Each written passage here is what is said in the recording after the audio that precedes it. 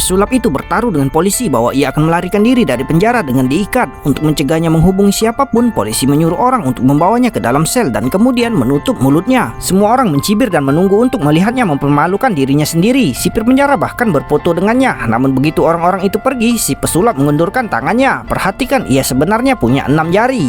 Ketika polisi datang ke sel itu lagi, si pesulap sudah pergi dan hanya borgol yang tertinggal di lantai. Sejak saat itu, semua orang mengenal pesulap legendaris ini. Pesulap itu dijuluki sang raja pelarian, tapi tak seorang pun yang tahu bahwa ia tumbuh di daerah kumuh dan mentornya adalah seorang tukang daging. Suatu hari, pria itu mengeluarkan gergaji sepanjang 1 meter dan ingin memotong wanita di bawah kotak itu menjadi 2 bagian. Semua penonton yang hadir tidak berani menatapnya, namun hanya ia yang melihatnya. Sehingga menarik perhatian si tukang daging, ia meminta bocah itu untuk naik ke panggung dan memegang kotak gergaji menjadi 2 ke arah penonton dan kemudian memintanya untuk menggelitik telapak kaki wanita tersebut. Tukang daging kemudian meminta bocah itu untuk membawa kotak kembali. Ketika pintu dibuka, wanita itu tidak terluka. Bocah itu melihat semua ini dan tiba-tiba merasakan kepuasan yang belum pernah terjadi sebelumnya. Beberapa hari kemudian, ia mulai tampil di jalanan, membungkuk dan mengambil paku dengan mulutnya, lalu menelannya. Detik berikutnya, ia mulai muntah-muntah seakan-akan tertusuk paku, tapi akhirnya memuntahkan sebutir telur. Para penonton yang terkesan memberinya uang. Ketika ia pulang kembali ke rumah, ia pun dengan gembira menemui ibunya, lalu memperagakan trik sulap dan mengeluarkan sebuah koin perak diikuti dengan yang kedua dan yang ketiga.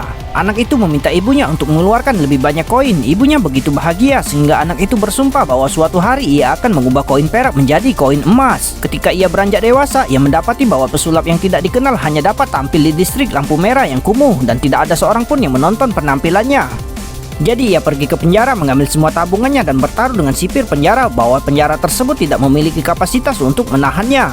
Kepala penjara tidak tahan lagi, jadi ia memborgol pria itu sendiri, menggeledah tubuhnya dan mendorongnya ke dalam sel.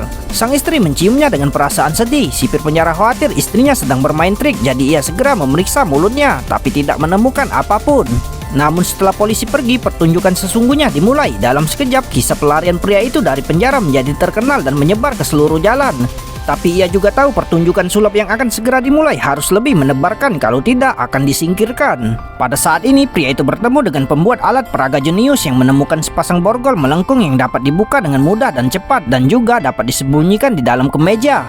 Jadi pria itu mempekerjakannya untuk menjadi asistennya dan dengan bantuannya ia mementaskan drama pelarian penjara lainnya. Dengan alat peraga baru, pria itu ingin mendorong dirinya ke puncak lagi.